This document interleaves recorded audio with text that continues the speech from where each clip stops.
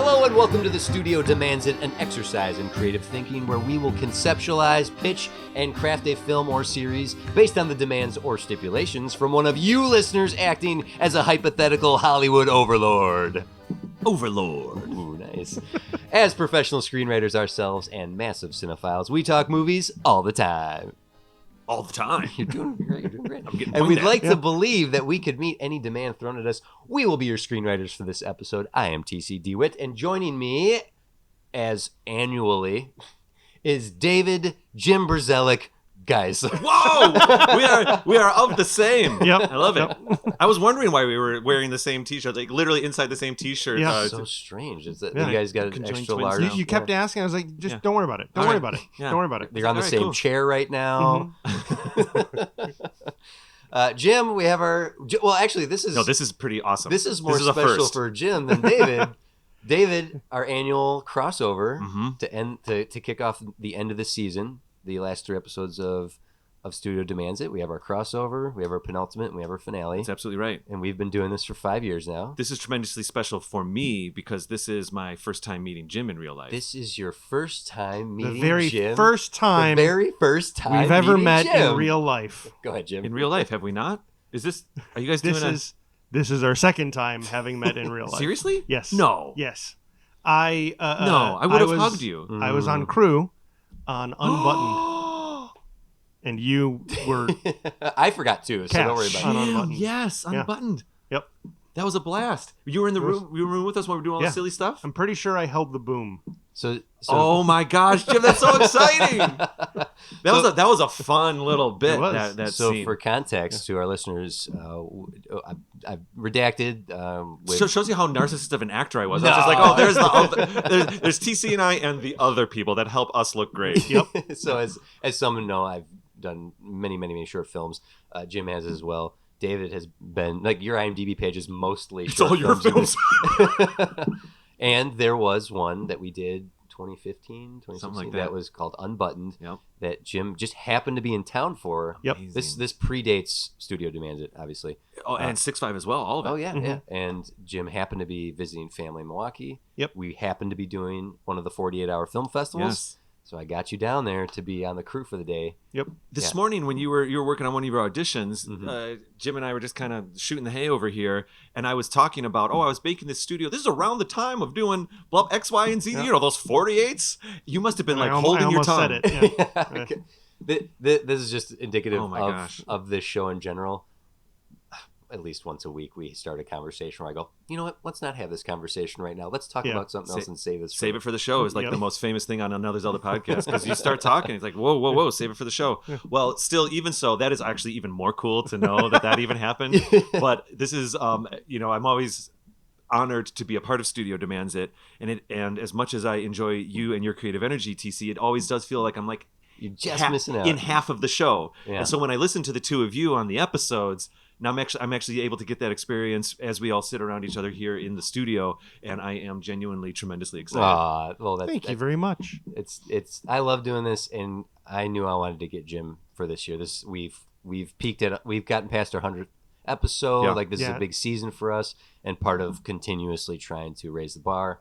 I knew Jim had to be a part of the crossover this year. And, Yeah. and each year, it like I realize I'm on most of the episodes of Studio Demands It, but like there would always be the one like I wasn't on that one. And now you are. So I had the edge on him by 3 episodes. Yep. Yep. Yeah, something like that. There's a couple Another Zelda podcast episodes that I'm not on. There's just like Oh. 2 or 3 in there where people guest hosted it and stuff for whatever the schedule was.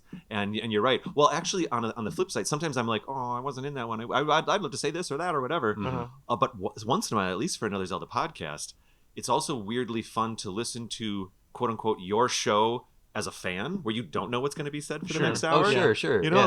like some of those episodes where I had guest hosts with guests, you're listening like, what's going to be on the show this week? You know what I mean? It's Did you do the bumpers on it, or you're like today's episode? I'm not there.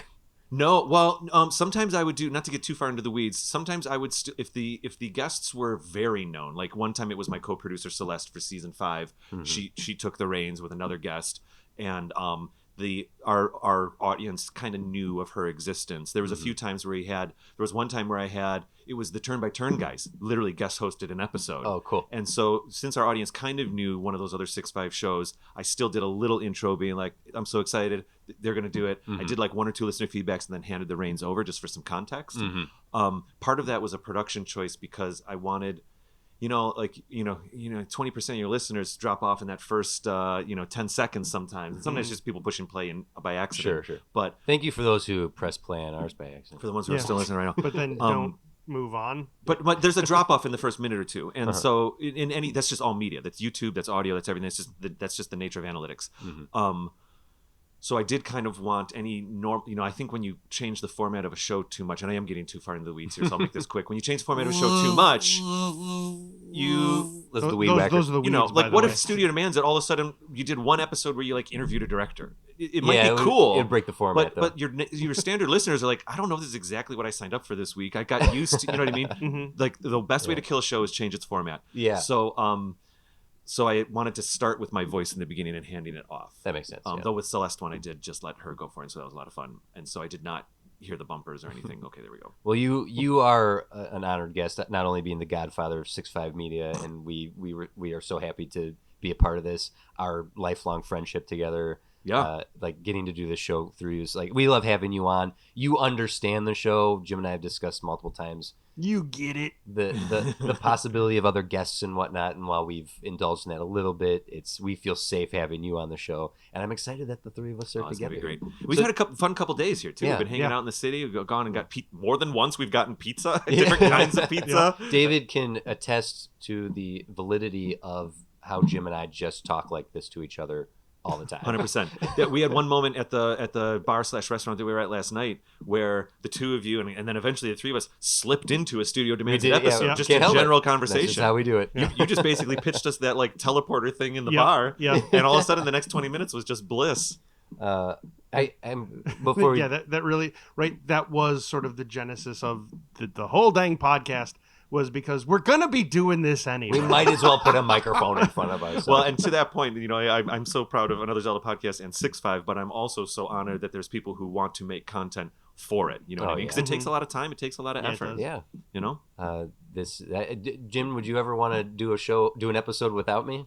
No. Like I give you the mics and go see if Chad wants to do an episode. Well, now that you say it that way, like I'd do an episode with Chad. Yeah. There you go. Okay, but only not you, David. No. Oh, now that you called me out, we've only met each other twice. Yeah, so it's we. It's truthfully fine that you didn't remember. A, that was so long ago. But B, that beer did not exist back then. No, it was a didn't. God, fresh- I'd love to see a behind the scenes Yeah. shot of just like Jim holding that boom up somewhere, and then you and I just staring at each other, probably working on some line or something. I probably, but I'm trying to think if there's a picture of all of. I know there's a picture of at least Chad, Corey, Dale. Oh, it was John Klein that was shooting it too. Yeah, Remember? yeah. We were just talking about him this morning. Yeah. Yep. Anyway, enough Too funny. of this. Why don't we jump into Yeah, the sure. episode proper? We got a lot to do here. So, so this demand actually came in last season, Really? because I always do a shout out on socials for when we're going to do the crossover with Right. you, and so trying to find demands that are Zelda podcast related. So honestly, for those who might not even know, I don't know if we truly introduced you, Man, David. some people are new to the show this Yeah. season. Based on your analytics, there's a lot of new Yeah, listeners. David, you host. You're the creator. You're the Another Zelda podcast, Yeah. which is the the tentpole of this entire. The super quick version is back in 2017. I started a podcast called Another Zelda Podcast with a very good friend. It was supposed to be just a side project, but it kind of took off. We got very, very lucky. And it took off in such a way that it gave us enough resources to try to build a small podcast company. Yeah. And then I went around to some of the people that I thought were the most talented people that I knew. One of them was TC, and I Oh. said, "Hey, I'd like to make Say a few more. more shows. I'd like to say a few more shows." He said, "Get away from me, you freak." No. No, of course not. I We got played- very excited. So yeah. we started making some of those shows, and Studio Demands It was the second actual podcast for the company, for the production company. Yeah. And so I'm the host of Another Zelda Podcast. It's still going. We IRL just recorded our first and second episode for season 7 last night. My current co-host Katie was over, and actually a little bit more behind the curtain. When we're done with this episode, the three of us are going to be recording what I think is going to be the third episode of season 7, where we're going to continue our Excuse Me Princess series. Excuse me, That princess. TC and I have been doing for the past 4 years, in which we watch the Legend of Zelda cartoon series and then comment on how it's affected us. And so that's happening. That'll be happening over on AZP here in just a little bit. But yeah, it's a cool show. And I'm very grateful that it found success, and I'm really grateful that your show is finding success, and I'm very grateful for all the things that came from it. Well, when we do these crossovers, and thank you for everything, but when we do these episodes, we try to find a demand that coincides with Zelda. Oh, And right. so- Or like when I'm on the show. Yeah. So the previously we did TC's like, that's what I wanted you to actually talk about. no, you're fine. Zelda 3000. We did a Zelda biopic. We did what a live action one would be. Yeah. We've One was like we kind of made a Zelda TV show. That was the one last year. Yes, last year was a TV A series. series. Then the first one was we tried to make a Zelda movie, and it went okay. Okay. Both TC and I have gone on record saying we don't think there should be a Zelda movie. Now there is going to be one, which we already talked about. We'll see how that goes. But then the one of my favorites was the one where we made a Zelda game. Zelda 3000. I recommend going back. That was 2 seasons ago. Yeah. Such a cool, fun idea. And I still get listener feedback on AZP about that exact episode. yes. And the fun twist we did is we didn't set it up this way, but we realized in the beginning of the pitch, Jim, maybe you've heard the episode, but we decided, the hero of time, or the hero that gets the courage Triforce on their hand, as Princess Zelda is wisdom, Ganon is power, and then Link is courage. Yeah. We started our idea with, what if a Gerudo male got courage? Got the courage. What would that mean? What would that do? Sure. What if Link was Gerudo, which is of course the culture or the race that is Ganondorf? Yeah. And then we started with that. And set it in the Wind Waker timeline. Yes. Yeah. So cool. Well, yeah. So right. so go back and check that if you want to hear more of those details. But so I threw out the call for last year for demands. This one came in. I just skimmed it as I do, because I always want to experience the demand live. But I skimmed it and I saw what the studio name was immediately an eye catcher. So this is why I saved it for this, and why I've been waiting to do this for a year. So what? Our demands, just to give a little preface, are coming from studios literally all over the world. And you listening now, you can send us any demand you like, and we will have to meet it right here on the spot. Nope, it's cool. in the throat. I'm so choked up. When we reach the end of the episode, if we've done our jobs correctly, we will have pitched a script, meeting or even exceeding those demands. And when the end of the season comes, which is literally right after this episode, your demand could be greenlit by the fans for the finale. So thank you to everyone who's submitted, and especially Lee from Jim's Beard on David's Face Studios. Is this real? This is real. I mean, I believe you. That's nuts. Thank you, Lee. Thank you, Lee. For AZP crossover. What? It was an actual request for the crossover. I see you looking over here. Oh, I can't read any of it from here. It's all good. But anyway, In 1993, we were given what might be the first and worst video game adaptation with Super Mario Bros. Okay. Directed by husband and wife team Rocky Morton and Annabelle Jenkel.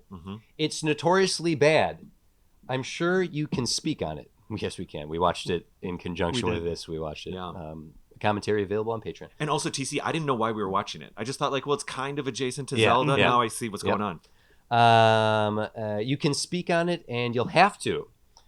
For my demand, I'm not just sending you through the warp zone and using the ocarina and the Song of Time to send you back to 1993 and the development of Nintendo's first foray into film. Here's the catch. They're not making Super Mario Brothers. In this alternate 1993, they've chosen the other series. You are making Legend of Zelda. Sure. Not stopping there, though. My demand is that you develop this movie with the exact same mistakes that we got from Mario. Okay. My demand is a Legend of Zelda as misguided as Super Mario Bros. 1993. Oh, this is a blast. No. So we are being asked to make a bad movie. Yeah. But I think there's a lot of fun to be had here. So thank you, Lee, from Jim's Beard on David's Face Studio.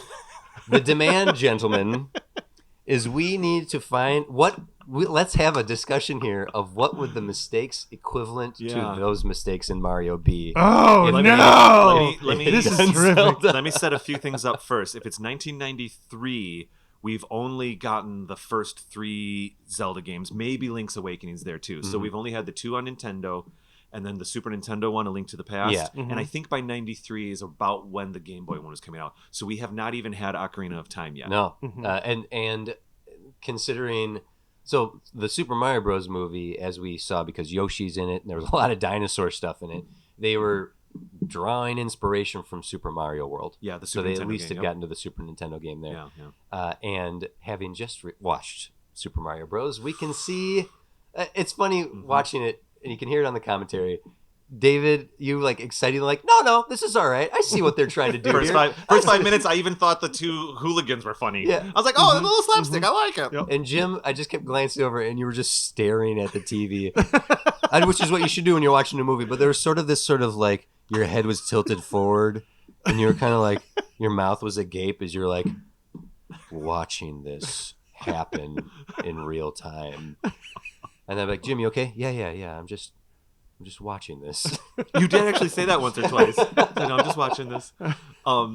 Yeah. By the time we kind of got somewhere in the middle of the second act, for me, I was over. Like, never mind. I take back everything a nice, little every bit. nice thing I Yeah, said. a little bit.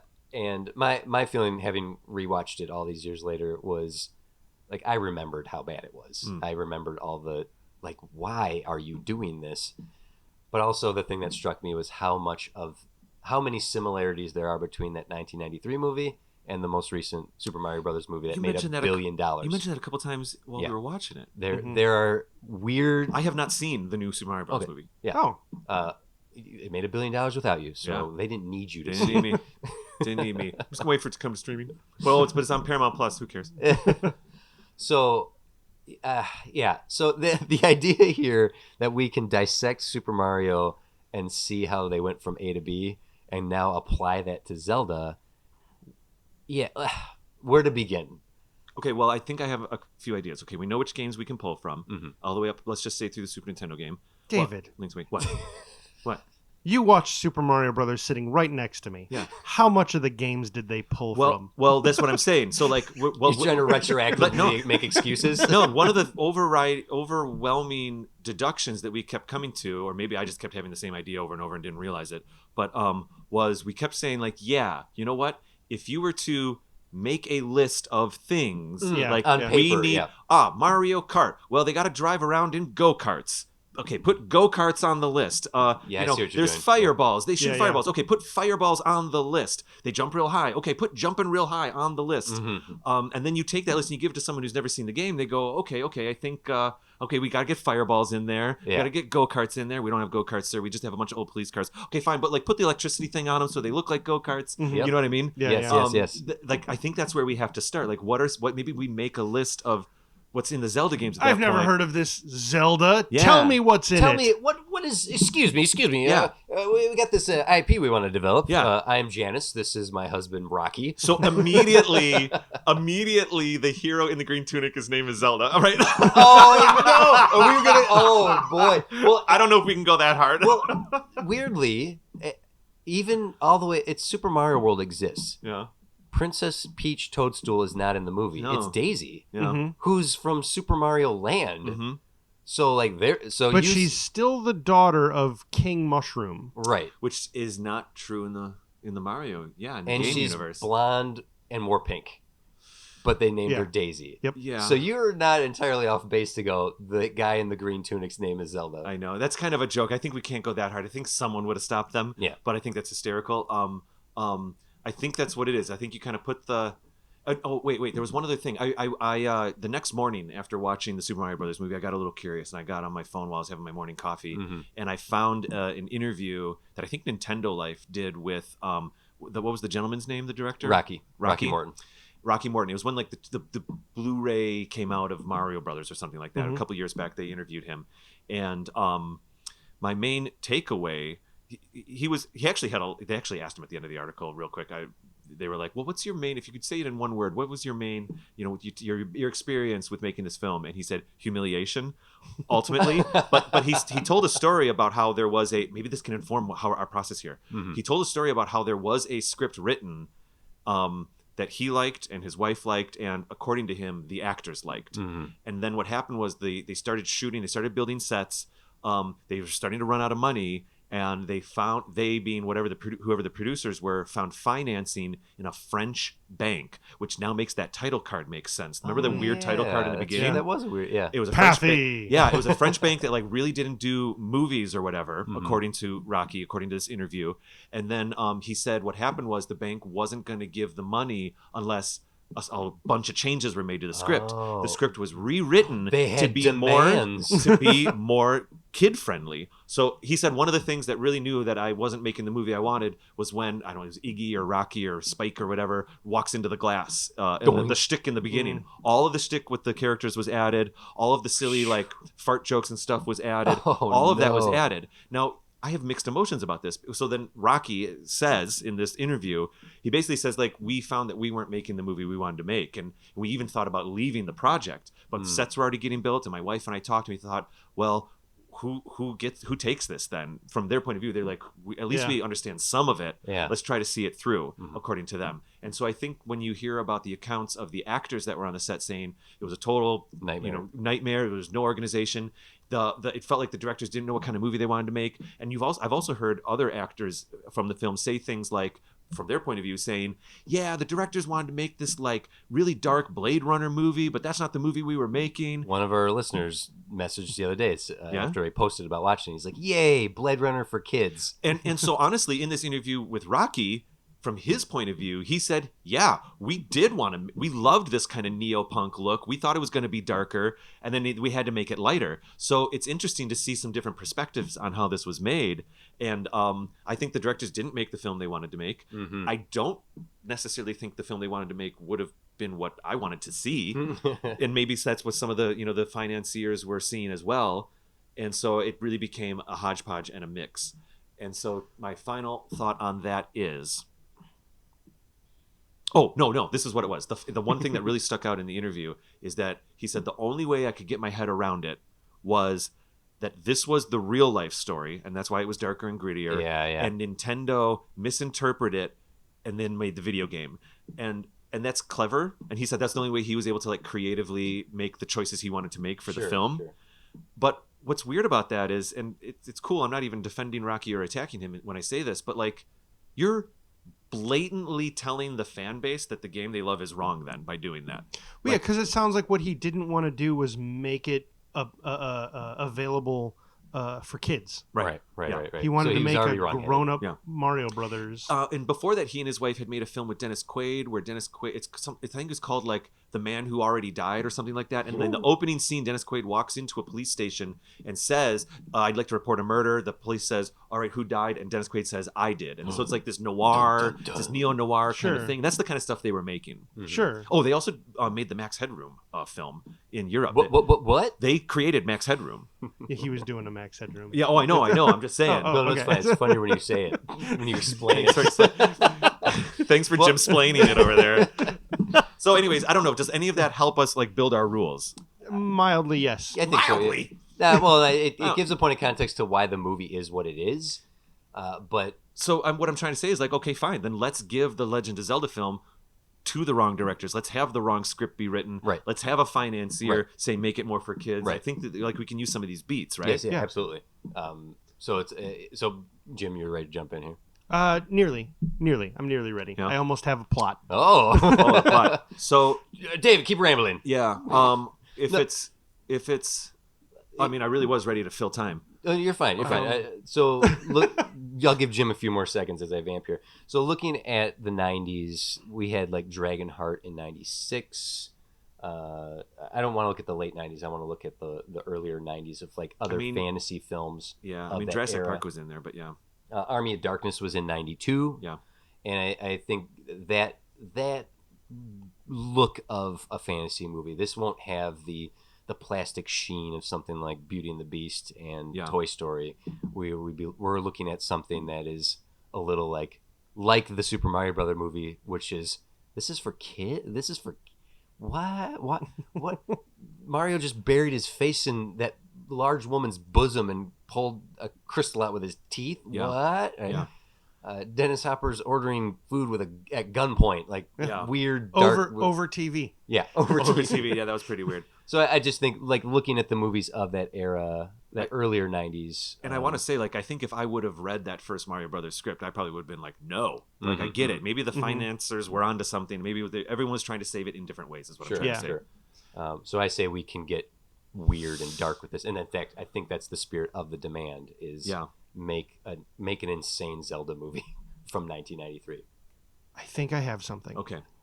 So, once upon a time, or there is this world that is the shadow world. Only it is always dying, and it requires life force be pulled and given to it to save it. Okay. And to do so, it requires filling the Triforce of life with energy. But there's only one being that can fill this Triforce with life, and that is a person who is always named through every generation, Zelda. And so a hero has to rise up to find this Zelda to get her to fill the Triforce to save their world. And long ago, a hero rose to that challenge and traveled across dimensions to find this Zelda, to bring her back to save their world. And he failed. His name was Ganondorf. Okay. I mean, this has nothing to do with the game, so you're spot on You're right now. you're doing great, Jim. Yeah. Also, drawing inspiration from Masters of the Universe. I think that is probably aesthetically what we should be looking at. Well, if we're going to do that, I want you to keep going with your Sure. thing. If we're going to do that, then we might have to do a terrible twist of we don't have money, so the characters come to the real world to save money. Oh, But that's anyway. where we're going. That's where we're going? That's Okay, where we're let's going. do it. Completely Let's do felt it. that you Let's were do it. heading that way. Of Yeah. course, Let's have a Legend of Zelda not happen in Hyrule. Yeah. So actually, the world wasn't originally known as the Shadow World. Okay. It was just this fantasy world. And when Ganondorf fails, the entire world does turn to the Shadow World. Yeah. And pleasant creatures are twisted, terrible, and stuff like that. That and lines up with the Super Nintendo game. even Ganon himself turns into a pig man. Pigman. Okay. And in his failure, his frustration, he goes evil basically, and learns as many arcane secrets as he can, generations pass, maybe just the one, but it's more fun if we say a bunch. Yeah. And the next, oh no, not the next time. He continues to sabotage that legend. He continues to sabotage the Triforce from getting filled to save their world, because if he couldn't do it, no one can, and he keeps killing the heroes that rise up until one day an unlikely hero, Link, Yes. is this elf boy, untouched by the taint of the Shadow World. He manages to rise Real up, mature. and he's given this mission by a fairy, or actually that would be too on brand. I think we go with the old man in the cave. His grandfather. Yeah. An old grandfather. Yeah. Who lives in a cave. He raised Link in a cave to keep him safe. And so literally, as he's leaving, he gets it's dangerous to go alone. Take this. Gives him a gun. Gives him a gun. Sends him out into the world. So the first thing he has to do is... it's the gun from the cartoon that looks like it's shaped like a sword, but it's a laser gun. Yeah. Go ahead, Jim. I'm sorry. No, you're fine. You're right. And he goes, and like the first thing why don't they just put like the word sword on the gun? That'd be fine. Yeah, we'll just call this. I'm joking. on the call gun. Well, they did that in Romeo and Juliet. That's the joke I'm making. Let me Dave explain it to you. Yes, please. Sidebar. Yeah. I loved and continue to love that part of that movie. I love the idea of a series of guns manufacturer naming their guns after swords. I don't know. I think it's great. Sure. Yeah. Shut up, everybody. Yeah. It's awesome. I'm loving how half of this is quote unquote correct and half of this is just so wrong. I think that's kind of like where we're going here. Yeah. Like Zelda's grandfather in the green kid. Yeah. His name's Link. We're not gonna. I'm not gonna do that joke again. I'm going along here. Yeah. So he has to go in the first dungeon. He ends up knocking down a wall, probably with a bomb, and we get to hear the boo-doo-doo-doo-doo. I already did the song wrong. How's it go? Yeah. Well, that is from Ocarina of Time when you open a treasure chest, and that didn't Oh, exist yet. No, what have I done? It's like bing, bing, bing. I can't even do it. None of us can do it. Oh, well, That's okay. sometimes it's. That's There what it I is. was looking That for. is- That's what I was there looking it for. is. Yeah. And he finds a portal to the other world where Zelda will be found, and he goes through, and it's modern day New York. Oh, God. So we can still cast the same blonde to played Daisy. Yes, we can. Yeah, they loved it in the 80s. They loved taking their characters, give them a little Thor one, give them a little, fish out of water. Because it does save on the budget. One other note. Day New York. I had a feeling about this. Ganondorf is the name of the humanoid version of Ganon, and Ganon is the name of the pig version. Okay. And Ganondorf, the human version, didn't exist yet in the video games. So it's just Ganon. But I love this idea that we make Ganon, still call him Ganon, make it wrong, played by a man, because that's exactly what they did with Koopa in the Mario Brothers thing. It was just like a guy with a hairdo. You know what I mean? Yeah, and that's yeah, supposed to be a dinosaur. And so I think I love this. What I would do, I would actually have him be the pig man, and he actually later on he's going to get when he gets a hold of Zelda, because he's going to get a hold of her soon. He actually sucks magic from her to turn himself back into a man. And then he's just got like Dennis Hopper had that crazy ass hair, whatever Ganon like thing we want to do for this. Behind the scenes they're like, okay, this is what we've come up with, Ganon, and all this pig prosthetic makeup. They're like, that's amazing. We can't afford that. We can't afford that. Tusks. Yeah, that's all it is. Yeah. So it's some little terrible like thing they just shove in his mouth. So he has a really hard time speaking. And no ADR. Yeah. Or it's all ADR, one way or the other. One way or the other, it's bad. Yeah. So now Link has to find Zelda in this world, and what Modern-day he's New York? unaware. Probably, I think. okay. I think that's probably the best option. If you guys got a better option, we can do that. No. Nebraska. Yup. Modern day New York. No, I like New York because it's just terrible. It's just a terrible idea. A bunch of Ganon's henchmen, a bunch of moblins, are sent through the gate as well to follow Link and to find Zelda. I'd like to offer up this suggestion. When they cross through, they get some sort of glamour that makes them human. So even though we have goblins in Ganon's world crossing over, that we save on budget if they are just like Spike and Iggy are. Sure. Yeah. There are references by name only. Really. Yeah. They aren't even Koopa's kids in the movie. Right. There's cousins. There's cousins. Oh, seriously? Is that what they said? Yeah. It's even more wrong. So the Ganon sends his little minions through, and we have actors. So Fisher Stevens can be in this again. Yep, absolutely. So some adventures happen pretty fast because we're actually still in Act 1 at this point. Okay. Link manages to find Zelda, and she's all like, "Get away from me, you weirdo! What's with these? What's with this tunic and tights situation? You can't be wielding a sword in New York." Okay. So you she tries to get absolutely. away. We've got the long focal length, like the distance shot of him in the crowd. You just throw the actor on the real street. Very Ghostbusters. Yeah, that a little bit of a Midnight Cowboy. You get that shot is there. We can see that shot. And obviously we know because of the cultural influence this failure of a movie had, it still had significance, which is why Jon Favreau referenced it with Elf, the way we have Will Ferrell walking through the streets in the green. That's absolutely an homage to this movie. I concur. Yeah, I agree. just so we're clear. All right. People would comment if we didn't mention. I love that Yes. we're not really recognizing Hyrule. I love that like Ganondorf's origin my bad, doesn't line up at all. The land they're from, it can be Hyrule. That it's Hyrule. Like Yeah. I'm going to be the weak link here in the actual references no problem. to Zelda. I think it's kind of lining up though. In fact, in some ways that's working because Ganon comes from a different desert. He doesn't come from Hyrule and all that kind of stuff. He's Well, trying to take I over. intended him to come from that. He comes from the Shadow World version of Hyrule. Well, that yeah, Link is and going to have to fix, but that you're- it no, doesn't I have think- to be that way. I It think can that be does track. a whole third world. Like I said, that there's the Dark World alternate in the Super Nintendo game, and I think that would be with that game being the most recent Zelda game. That would be the inspiration, and they would probably say like, yeah, it's the Dark World. And it's so clearly shot on a soundstage with green screen through the windows. This has real 1991 Mannequin 2, Mannequin on the Move vibes to it. Also, the Shadow World's proper name would be Ilurai is what it would be. Why is it something in reverse or something? It's Hyrule backwards. Yeah, I'm fine with it. I'm fine with it. Oh man, no, Ilurai. I do love where this is going. Keep going. Dennis Hopper can still be Ganon. I think He could. he'd still I have- actually really like Fisher Stevens as really anyone, including Link or even Zelda. We'll think 1993 casting later. Yeah, we'll Yeah. cast Link later. I love it though. Okay, so yeah, and I just think like bringing him to New York's the worst idea ever on purpose, and I love it. Like that's what would happen. So then the Moblins in disguise get close to Zelda as she's on the run from Link. Yeah. So they manage to grab her and take her back to Elurai. I can't even say it right. Yeah.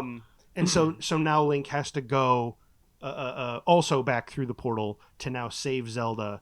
Oh no, I'm sorry. The way that they kidnap Zelda, Oh, we're going back. inexplicably, they get there and like, we're gonna get you, princess. And she's like, I'm no princess. I'm a waitress. I don't know. Yeah. Or something no, like that that. would totally be it. Yeah, and Ganon teleports in and he's like, "You're coming with me," and he grabs her. So we get to be like, "Why didn't you do that Then to the begin first, with?" yeah, could you yeah. have done this the whole time? Yeah, that's good. And Very, Ganon very- absolutely in the video games and cartoon can teleport around. Oh, That's like his great. big thing Yeah. he does. That There really- was one cartoon episode we watched last year where he teleported 3 or 4 times in the same room, kind of for no reason. He was like, imagine being in the kitchen, you're cooking dinner, and he would like pick up the carrots. This is not what happened, and then teleport over to the Sink. stove that's Yeah. 3 That feet sounds away. at least And then useful. teleport over to the fridge or something. That's kind of what he was doing in that one scene. You remember that? When He was like when you doing his don't wanna- monologue. when you don't want to animate moving across the room, That is probably you it. have him teleport. This guy can teleport. How do we save on animation cycles? Oh, teleportation. Yeah, and actually, it's true. It was just his mouth moving, and he would do just the animation frame. Okay, so wait. So are we going back to Hyrule now? We're going to. Into By, Act Two? by the way, the other reason that he teleports in and grabs her and then gets away is so that we can have a fight in the real world Yeah. with monsters and swords and stuff. So the Moblins, they fight Link, and Link defeats them. Yeah. Maybe this is going too far, too high budget. He fights them in their disguises, and when he hits them the first time, the glamour's destroyed, and now they're the monster, and they have to fight. I kind of as like well. that. Oh, but they keep their street clothes on or something. Yeah. Yeah, something so like they that, only have to do the face makeup. Yeah, Right, and yeah, the gloves and face Yeah. makeup, Yeah, but they yeah. keep the whatever leather jackets they got on Yeah, or whatever. And also, and I'm 100% serious about this. I'm not making a joke right now. Is it better to have Link or some silly moblins have the like they order a sub sandwich but they don't know what a sub sandwich is, or they hey, don't walk Oh, here, Link. misunderstanding the Definitely world. Link. Definitely Link. Walk Link, like yeah. Link. Doesn't like gives them a rupee for a hot dog, but doesn't. Yes. Then the guy's, what the heck is this or something? You know, there's a lot. Link questing to find like through New York to find Zelda is ripe with that sort of misunderstandings. Yeah. Like, you know, like a cup of coffee. What is this? What is this? Yeah. Drink? Oh my god! Red I had potion? some of your hot brown beverage, and I'm very, very excited to have more of it. I'll have a red potion or something like that, and maybe that's actually too smart. Or if they wanted to get that's really good, and I like that he gives him a rupee, because we've seen this in a couple other movies that have similar concepts. Like, and then he just happily walks away, and the guy who got it is like, "What?" Like, his eyes bug Yeah, out yeah, of his head. totally. He's like, "I'm retiring." Yeah, It's, I love it. And I'll open my own hot dog stand. yeah. I don't. Yeah, okay, yeah. This is too high concept, but he could like shoot an arrow, and then a new one doesn't regenerate. But now it's Last Action Hero. Let's just keep going. Well, the other thing would be like would he boomerang a thing? He'd boomerang a thing to have it come back to him. Yeah. A car's coming at him, and he throws a boomerang at it, but the car doesn't freeze or something. He Or jumps some- out of the yeah, way. something like that, yeah. You know, some low budget thing. Rolls over the hood of the car. Yeah. Oh, you have a whole scene where it's mean- New York. He sees a subway entrance, and he's like, "Oh, another." What do they call it? Do they call them dungeons in? Yeah. in Yeah. Well, in the first game, they're called levels, but macroscopically, they're called dungeons. Yeah. Okay. Like he thinks it's a dungeon. Yeah. So he goes into the subway. Yeah, kind of walking around. Yeah. I kind of like that. That's kind of funny, and it's cheap to shoot, right? You Yep, just get the yep. actor in there. You just use real world lighting. None of it's really, maybe a bounce card. That's all you got. Well, after he discovers Zelda and tries to explain her what's going on, she runs away from him as the moblins show up. Like maybe that happens in the subway. Yeah. Oh yeah, that's fine. She gets taken away. So when he crosses back into Hyrule, does Hyrule look like modern day New York City, or in the Super Mario Bros? No, they just made the Mushroom Kingdom look like a gross fungus-filled version of modern day New That's York. a really good point. In fact, isn't it called like Dino York or some weird Something thing like like that, that? like It's Dino it's like Hatton a or something clear like that. Dino Hatton, Yeah. something like that. Yeah. Maybe. I was trying to go for parallel feel and not complete That's parallel fine. development. That's Because not well, the yeah. reason Mario Brothers did that is the backstory they came up with was Yeah. because The literally what co-evolving, they right? did is they probably looked at all the characters like our main villain, this Bowser guy, he's a dinosaur kinda, Right. and then we got this Yoshi guy who's really popular, and that's a dinosaur kinda, and we got all the turtles in the middle, those are dinosaurs kinda, and there's a whole bunch of kinda dinosaurs. So clearly there's a dinosaur theme here. Despite the word mushroom being everywhere, we're gonna lean onto this dinosaur thing. Yes. And we don't just want to do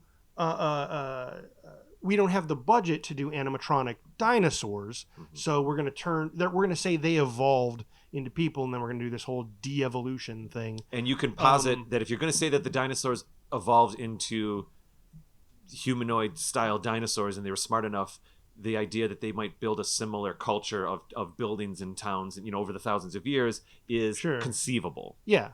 Now with this, I was thinking of keeping Hyrule, the Shadow World, more fantasy, right? Because we do have a tradition of fantasy movies at the time as well. You started listing them, but even before that, Legend, 85. that's the only Yep. one that's coming to mind. That's But the only one.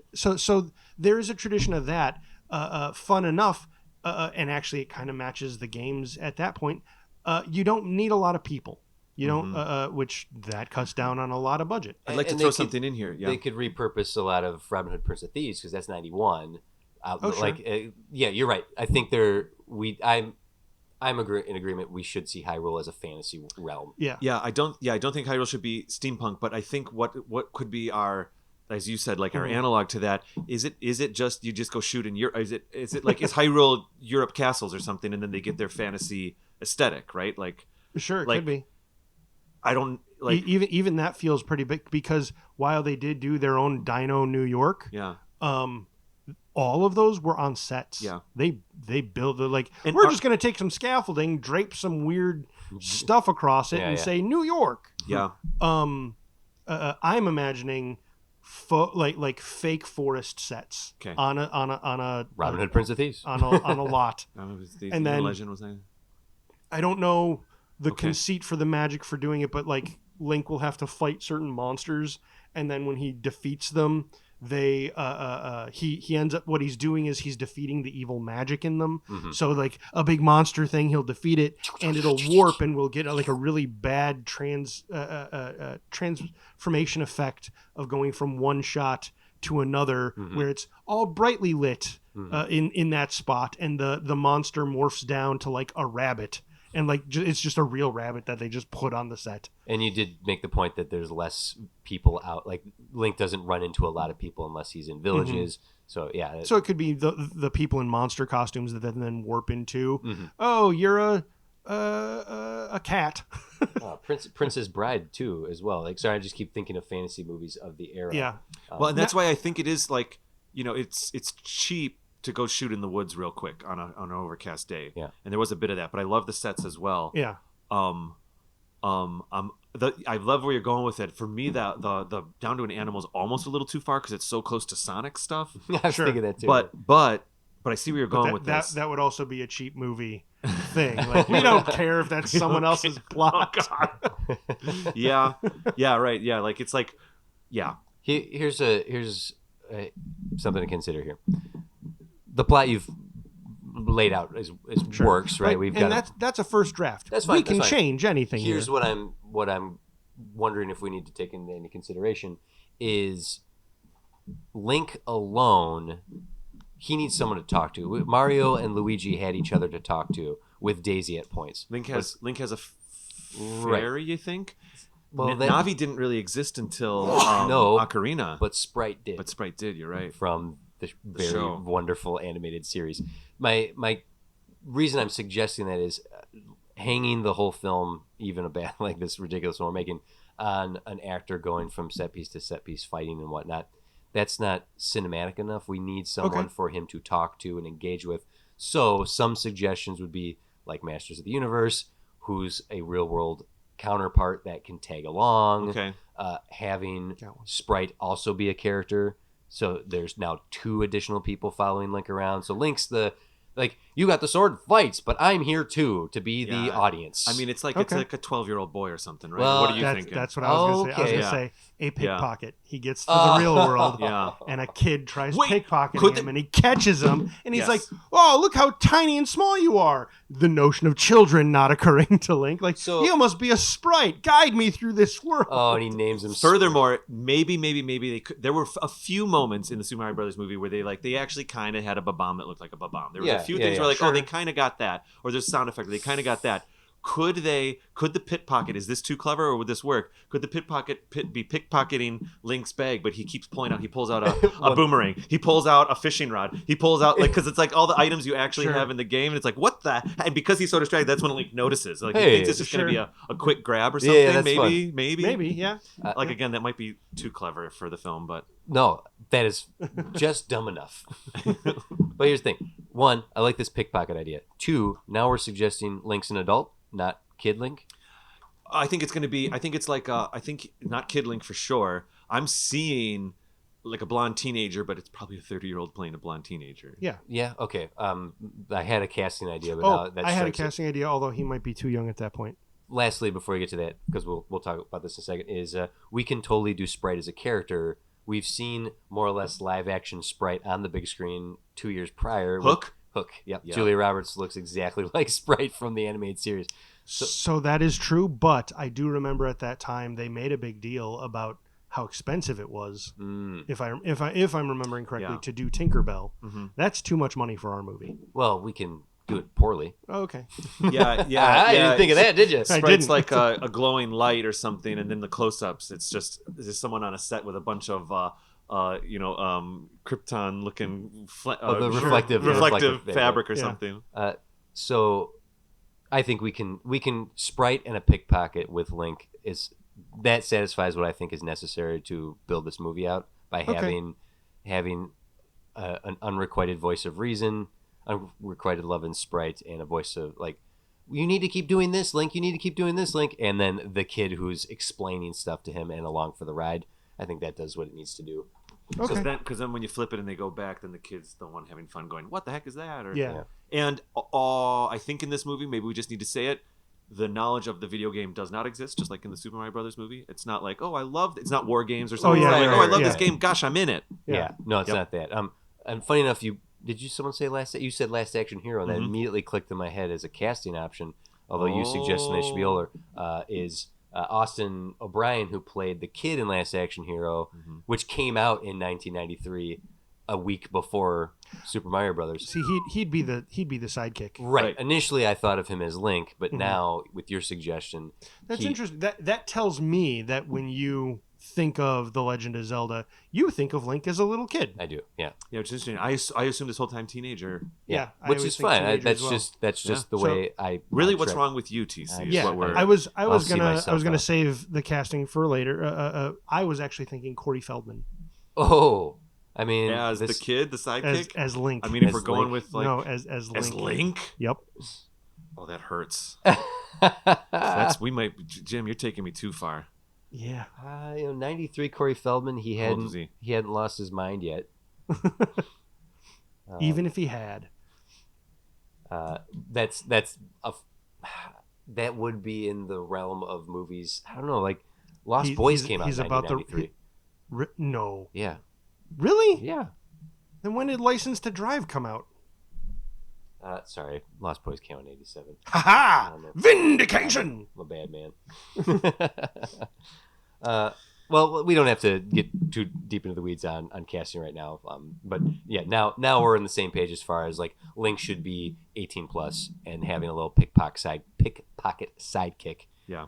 Is I think that's fun. I feel like that's the way that this would go. Yeah. For sure. Yeah. And so I think we've been interjecting a lot there, Jim. But you were kind of going into an act 2 or something there with going back into Hyrule. I it was the light and summing up. Act 2 is the whole fighting through the Shadow World, trying to save the land. and showing little bits where he's doing so. Mm-hmm. Ultimately working his way to Ganon's castle. Well, before you breeze to that, Mhm. I don't think we tend to jump from beginning to end a lot in Mhm. in our pitches because Uh-huh. the necessity of trying to keep it under several hours. Yeah. Getting out of modern day New York and back into Hyrule with the kid, Mhm. and then experiencing the journey towards the castle. I would it be worth saying that when Link gets back, Hyrule has already been changed dramatically, or did he come? Where did Link come from again? I think Link is from this shadow world. Okay. My initial idea was there is Hyrule. Mhm. Hyrule has this legend. It needs the Triforce to keep it green and bright. Yeah. Yeah. Ganon messed it up and then continues to mess it up, Mhm. and it is the shadow world. Okay. 100% Link- Hyrule in the beginning is exterior shots of everything's beautiful and gorgeous. They, one crew goes out to Europe, gets some of that, Yeah. and then the Shadow World's all sets. Sure. So yeah. Link is already familiar with how crappy it is in Yeah, Hyrule. because mostly, cause I was also thinking he grew up in a cave with his grandpa. Oh, sure. Like he and so his grandpa has told him stories of how great the world was, and now it's bad, and he has seen out the cave, so he knows the shadow world. So that'd be another thing when he gets to Oh, I see. I New see. York. Maybe he's never known the sun, as an idea. It doesn't have to be that way. Okay. You could even do a montage of his grandpa telling him how great Hyrule was. Well, the and he movie's just prologue sees it. is the grandpa talking to the Oh, kid. there you go, yeah. Wait, yeah. Maybe I like the idea of a good Hyrule in the beginning just to get a little bit of that aesthetic. Yeah. Because we're going back to it at the end. Going back to it at the end, we established Link's in good Hyrule. I'm gonna try to readjust that timing just a little bit, and maybe it's something. Link's in good Hyrule for reasons. Link accidentally travels to the real world because our bad guy Ganon has already gone there. Is that right? Is Link called there? Is it a complete accident? Is it divine intervention? Why does Link bomb through the wall, or what? You know what I mean? Well, he the same reason you do in the video game. He sees like, oh, it looks like there's something behind that wall. I Yeah. was told So to weird go cracks. into this dungeon. Okay. And somewhere down here is the portal to Zelda. Okay. So weird cracks in the wall. I got this little bomb here. Cool. Yep. Yeah. Yep. So, and I feel like what I'm thinking through right now is that's still in quote unquote good Hyrule. Hyrule's still in a good way when that happens. Link goes to modern day New York and is also even a little confused as to why is Zelda here? What is this? All the things. I think we already have Ganon in real world in modern day New York with Zelda. The Act 1 is a little bit of fun getting used to the world, meeting our kid character. I think the beginning of Act 2 then is just hear me out. Still in New York, but a little bit. But Ganon and Link have met. There's been some conflict, some fights in Central Park or whatever it needs to be.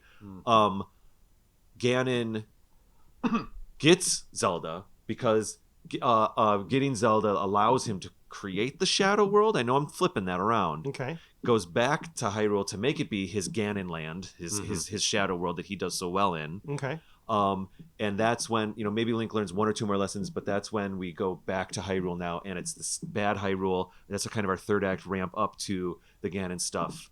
That's kind of what I was started to see there for a second. Anything there? Not entirely. Everything you've like beat wise, I think still works into what you've, and it still is Act That's 1. what I'm thinking. I think that's still Act 1. Why does Link go?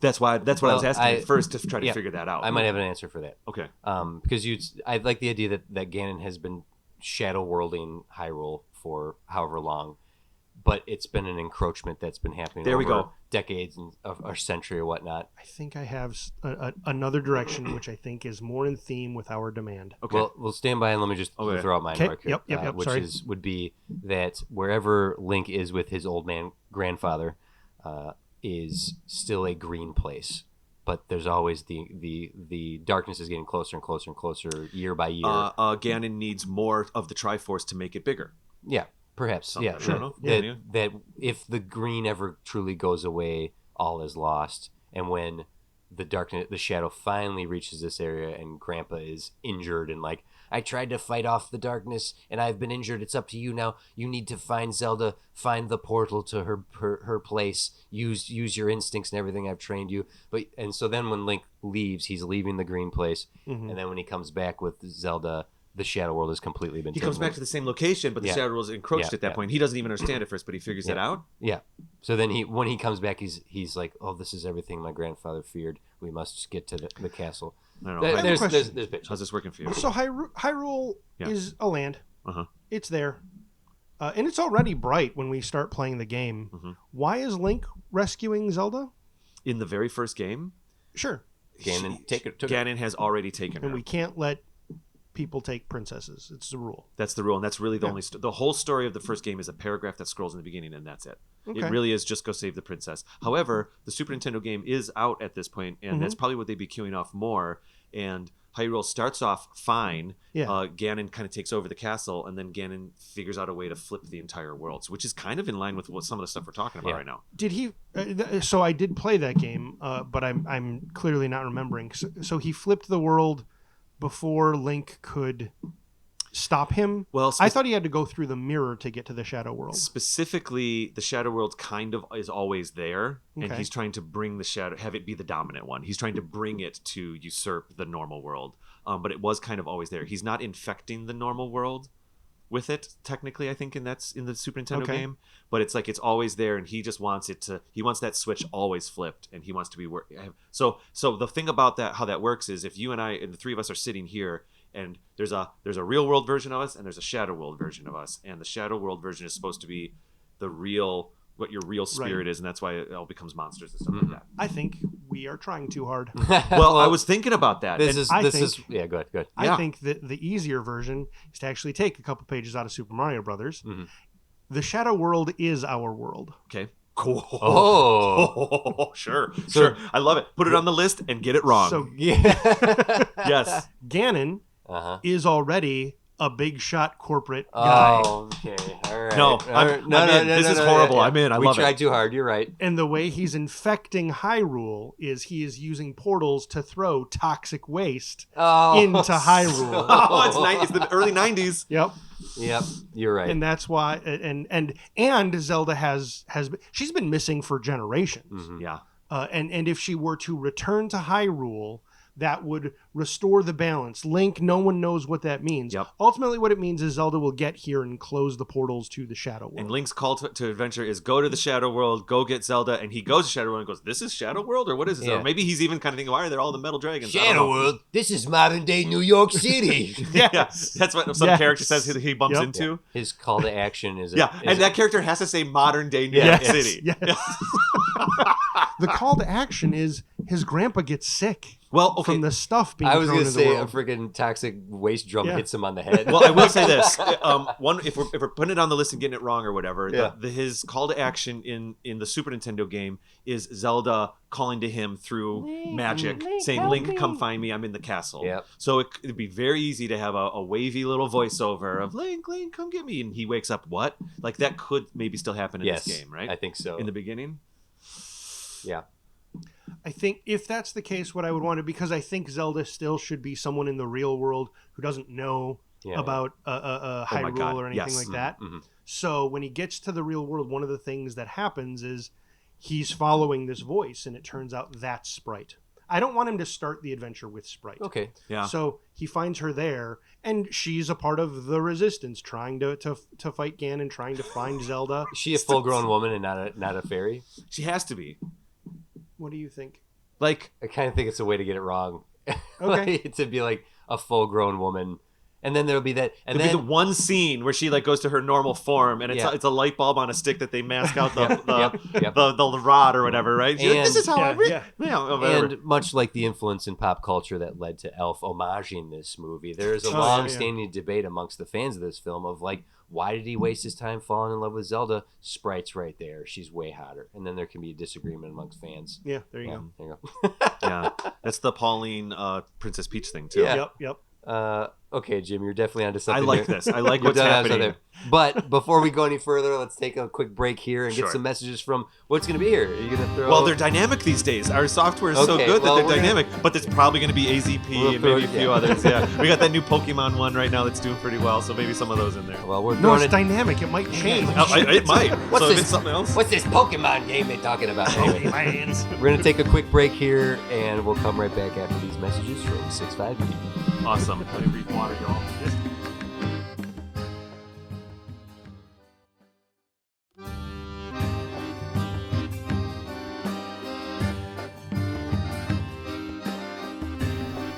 Yeah, Jimmy fixed it. Ganondorf is Dennis Hopper in Super Mario Brothers. And we're back. Here we go. Boop, boop, boop, boop, boop. And that's when Tom Hanks told me I don't even like ranch dressing. Whoa, that's so strange. Sorry, TC. Bank robberies. I'm done with them. All right, we can't do What? call. Only I can do callbacks to things people haven't heard. Okay, so here we are making our trash. You fixed it, Jim, because we were going too far into it where it was reaching a point of Let's like, make it make sense. like, oh, this doesn't sound like it might be not great, but it doesn't sound horrible. No, you're right. Well, it was should also be- getting too convoluted with Yeah. too many worlds, Yeah, honestly. yeah. It's just, Link is pulled into the Shadow World is Earth. Modern Yeah, day New York. because we had two different versions of Hyrule, and then we're going Yeah, in and yeah, out. yeah. Yeah. Yeah, the producers are so pleased. The French producers, I like the way you've been saving on money by making it modern day New York City. It makes it way easier to spend more time in New York. Mm-hmm. Sean Montreal. Yep. So once a Link has his pickpocket sidekick and Sprite, Mm-hmm. and Sprite's the one who called to him. Yeah. I think there should be one conflict moment with Ganon in the real world, and I think that's in Act 2, right? Does that feel right? Well, if you think if we're going to look at Super Mario Brothers as our example for this, they meet. He wants to meet Mario and Luigi. Koopa wants to meet Mario and Luigi because they have the gem he wants. They have the MacGuffin that he wants. Okay. Mhm. So for like all of 60 seconds, he pretends to be a lawyer before revealing that he's Koopa. Yeah, you're right. That was quick. Yeah. And then, so they have that moment of meeting each other where they have a quick little fight and they zap him to not really much effect. And then they have their climactic final battle with him. Oh, yeah, okay. So because Ganon has been stopping heroes for generations, when Link first gets through the portal, it's actually only a very short adventure that he initially has on his own in New York. Interesting. Before he's picked up by Ganon's goons. Okay. He's taken to Ganon. Our hero and villain can meet very early this way. Yes. And he's like, you're never getting out of here, hero of Hyrule. He's like, I just want to save the world. What are you doing? You're bad. And he's like, I'm gonna do a classic move where I leave now and let my minions handle your execution. Maybe this is Classic. where Sprite comes in. Oh, Sprite. Oh, maybe. Yeah, I was going to comes say and that he just manages to rescue himself. But Or that's great, or if he's actually. already met the kid's sidekick's going to help in the escape too, or something. They're going to throw a rope down a sewer thing, something, right? They're No, sure, I like, think sure. you're right. Sprite shows up here. okay. Yeah. Like having her be the one who Grandpa gives the prologue. Sprite's voice calls him into action. He gets there, gets arrested with the kid. They're Yep. both in I lockup. love that we're using Sprite instead of Zelda to be the opening call. It's so good. We're doing I it think- wrong. I We're Do think- it wrong. I think Sprite is also the leader of a resistance Yes, 1,000%. Yes. of pixies here in the Shadow World. Yeah. Oh, you know what's terrible? What's awful? She's a full-grown woman. Like she, Yeah. like so. There's all of right, them right, are. right, right. Yeah. They still talk like they're sprites. They still, she has a voice like this. they do electronic post processing Yeah, or something. there's Yeah. something stupid about her voice being like super high pitched or something. Was that a thing in those games? Well, it's in the cartoon. The that cartoon, way. yeah. She sounds like Okay. this. But in the games, there wasn't talking yet, so we don't know. Yeah, I'm just saying as a bad choice because she's a fairy. We won't make her fairy sized, but just so the audience knows she's still a fairy, we'll keep fairy voice. And she Oh, either has teeny tiny little wings, or she has like a backpack that has wings on it. I don't know, but I think like it's got to be not like Yeah, yeah, right. right. Yeah. It's a reference. Get the list wrong kind of thing is where I'm going for Okay. here. Yeah. Sure. Yeah. What's her? It happens. so she busts him out, and then we get the new exposition of Because she confuses the guards or something. She pseudo seduces them somewhere. It can't be her pixie voice the whole time. In her full human size form has to be a normal voice because that was the voice that she used over the hologram. You're right, hologram. right. It's the call to action. So we have a cute moment where when she does, for reasons which we don't have to actually figure out in this episode, where that 1 second where she does turn into her little fairy light thing, she's got the high voice. It comes back to her and she's got it for another second. It goes, yeah. Yeah. And you know, and fans of this movie know, much like all the other trivia I keep dumping on this, they actually got the Sprite voice actress to do the Sprite part when she turned into the ball of light. That actually happened. I don't know. That's on the IMDb. People would say, if I didn't mention it, people would say. I see. Fair enough. Yeah. Which is I've important. slipped into the alternate reality where this movie exists. If I'm not clear right now. I was kind of like, that part I'm not used to of this show. The look on David's face of like, are you serious? I knew you were doing a bit, but I was like, that was my thought. Was like, is this a new thing they're doing that I somehow missed? I'm just playing with the idea of whatever. No, I get it. I love it. I love the commitment. I love that you delivered it so dry. It's great when you explain it, why it was amusing. Yeah. Anyway, okay.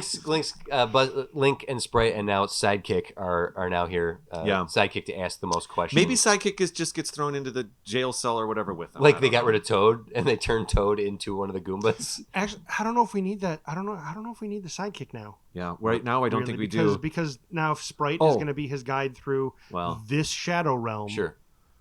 We don't need to add a kid. Yeah. But what if the financiers insist on it?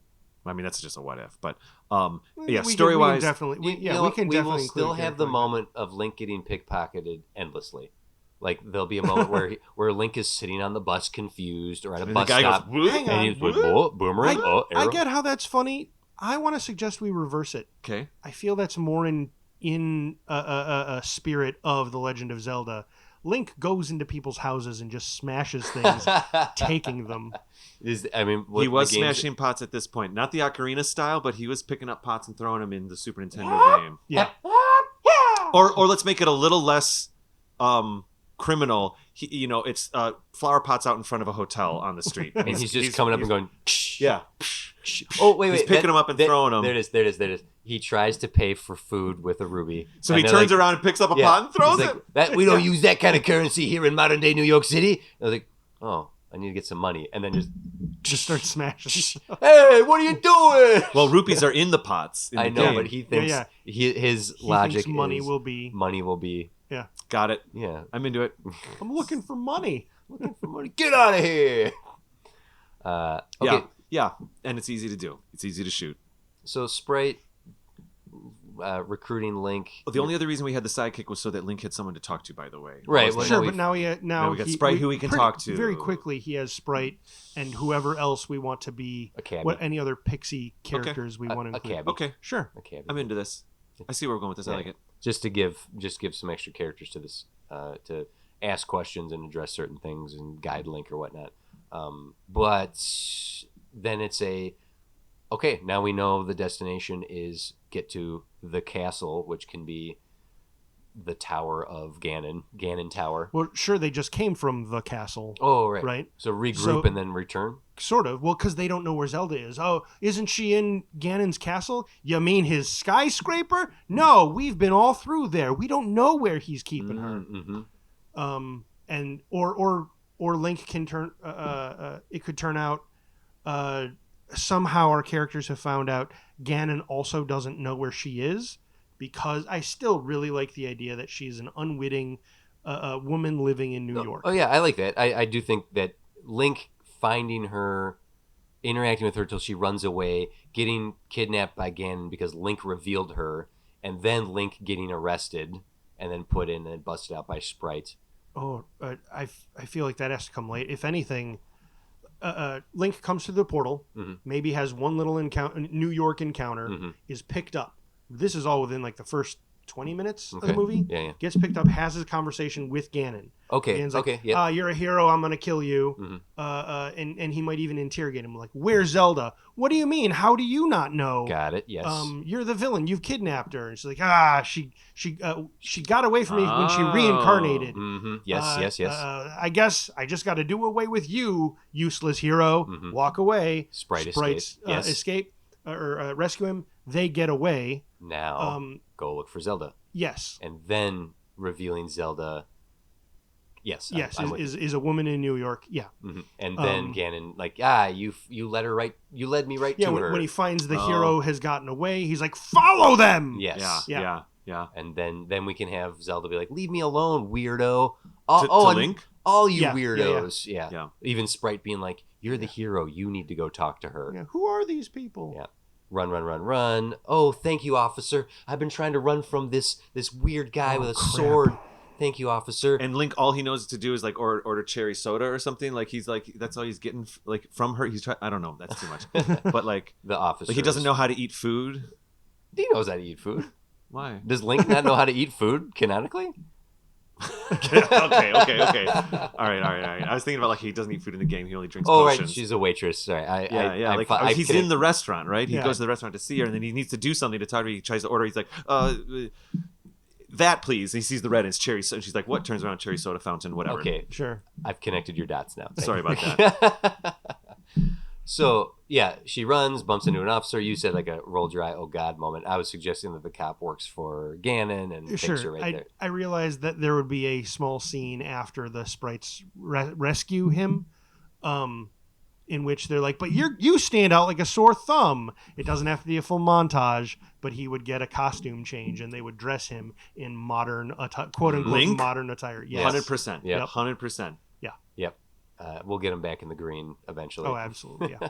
And then the real fun is, does he go back to Hyrule in the modern though? And then there's something motivating him to switch back. But anyways, Sure. If we're jumping that far, I think we don't see the return to Hyrule till everything is done Until here. third right? act. I think Hyrule's third act, and it. No, well, where is once Zelda is kidnapped because Link revealed her and Ganon has her? Mhm. Does he cross back over to Hyrule to start? I'm completing- positing that this was the Zelda or her Triforce was enough to give him enough because he's trying to complete the Triforce. Right. He Sure, is. yeah. That's why he always steals her in the first place. Mhm. And then the idea is Link comes to get, and he's supposed to defeat Link. He gets that Triforce. That's his plan to Right. get the 3 triangles. So yeah, if he's got Zelda, He goes back to Hyrule. he goes back to go power up at his castle or whatever, right? And then Well, Link honestly, has to follow. That can stay his building. That's Because what I he was- doesn't Still in have the to go to Dark World. Hyrule. Yeah. Because he's still in the Dark World. That's what I thought. They initially didn't You're right. need to continue going there because Zelda wasn't there to begin with. Right. Yeah. We are really just staying in the real world here. Yeah, my suggestion is we don't see It's Hyrule. way cheaper that way. Yeah. We don't see Hyrule again until the Like the the- denouement of, yeah. denouement of the movie. Where And that's like 2 weeks of second unit shooting Right. in Europe, and we're good. Yep. so they have to storm Ganon's castle once more Mm-hmm. to rescue Zelda before he completes the ritual. Mm-hmm. Yeah, Which is basically. exactly what it is. And it's her strapped to the top portion of a pyramid Mhm. because she is the peak of the Triforce. Yes, And quite frankly, in the Super Nintendo game, the main temple in the Dark World is a pyramid. There you go. There we you go. knew that. We knew that. Yeah. We the producers of this movie knew that. Uh-huh. Oh crap! Where was I going with that? Okay, well, you got her strapped to the pyramid. He goes back Oh to yeah. power up. So the ritual begins, and we start seeing a montage of the wondrous adjective for pastoral Hyrule with dark storm clouds overshadowing it, and the trees start twisting. And We get a stuff glimpse like of old Grandpa again, going, "Oh, Link." Yeah, something like that. Yep, Yeah, yep, absolutely. Yep.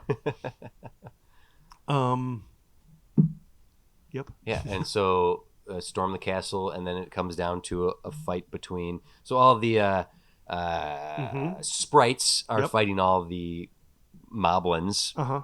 and skeleton people, and Yes. it's Link versus Ganon in a final confrontation. Yes.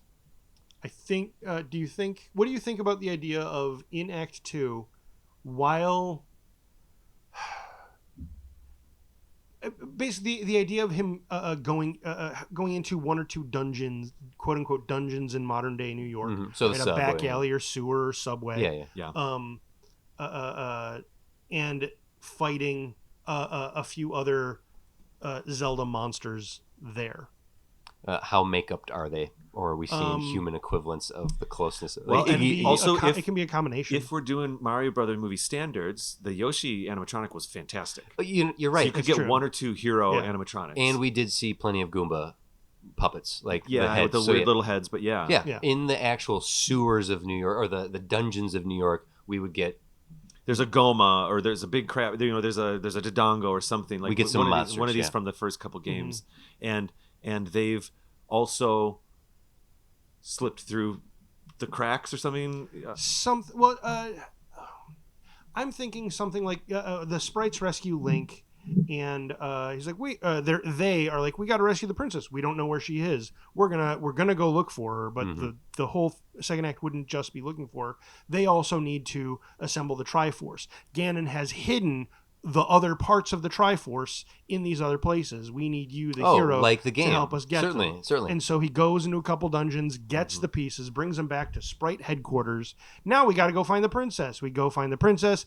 On their way there, there's a side thing where Ganon has sent his guys, his goons, and they steal the other parts of the Triforce. Oh no, we got the princess, and now we lost the princess. Ganon has everything. And then Ganon says, make sure they don't get him back, so they import 1 or 2, 3 of these main baddies from the dungeons. Well, sort of. It's not that those dungeons were already set up by him to protect.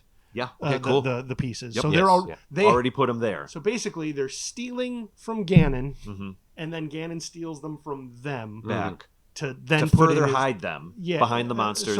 And so like one of the dungeons is like a dragon that has always just been staying in the sewer of New York. That's one of the dungeons. I've heard about crocodiles in the sewers, but a dragon. This is ridiculous. Or like there's a big crab in the first game.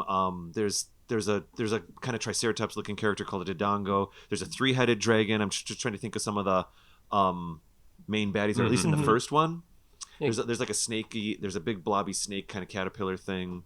Yeah, I think having him two or three of these, right? Yeah. Yep. Maybe it's one scene of finding it, and you just montage a few of the others, but I don't know. Yeah.